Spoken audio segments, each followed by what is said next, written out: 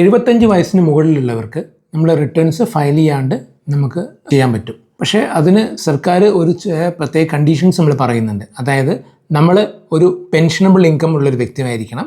നമ്മുടെ വരുമാനം പെൻഷനും പിന്നെ ആ പെൻഷന് കിട്ടുന്ന ഇൻട്രസ്റ്റുകളും മാത്രമേ ഉണ്ടാവാൻ പാടുള്ളൂ. കൂടാണ്ട് നമ്മൾ ഒരു ഡിക്ലറേഷൻ ബാങ്കിന് കൊടുക്കണം. കാരണം എനിക്ക് ഈ പെൻഷൻ മാത്രമേ ഉള്ളൂ എന്നും ആ പെൻഷന് കിട്ടുന്ന ഇൻട്രസ്റ്റ് മാത്രമേ ഉള്ളൂ എന്നും നിങ്ങൾ അതിൻ്റെ മുകളിൽ TDS അതായത് ടാക്സ് ഡിഡക്റ്റഡ് എക്സ്പെൻസ് നിങ്ങൾക്ക് കട്ട് ചെയ്യാമെന്നും നമ്മൾ അവർക്ക് പറയണം. ഒരു ഡിക്ലറേഷൻ കൊടുത്തിട്ട് അവരത് ആക്സെപ്റ്റും ചെയ്യണം.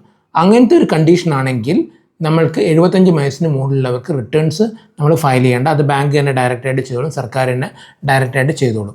പക്ഷെ ഇപ്പോൾ ഇതിൻ്റെ അകത്ത് നമ്മൾ 2-3 സ്രോതസ്സിന് വരുമാനമുണ്ട്, ഇൻട്രസ്റ്റും പെൻഷനും അല്ലാണ്ട് വേറെ ബിസിനസ് ഇൻകം മറ്റേതൊക്കെ ഉണ്ടെങ്കിൽ നമ്മൾക്ക് ഈ സംഭവം നടക്കില്ല.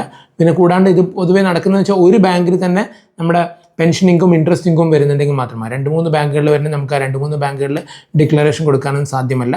സോ അപ്പോൾ അങ്ങനെ വരുമ്പോൾ ചെയ്യില്ല. സോ ഇങ്ങനത്തെ ഒരു സിറ്റുവേഷൻ ആണെങ്കിൽ നമ്മൾക്ക് റിട്ടേൺസ് കൊടുക്കാണ്ട് ടാക്സ് ഇയറിൽ അത് നടത്താൻ പറ്റും.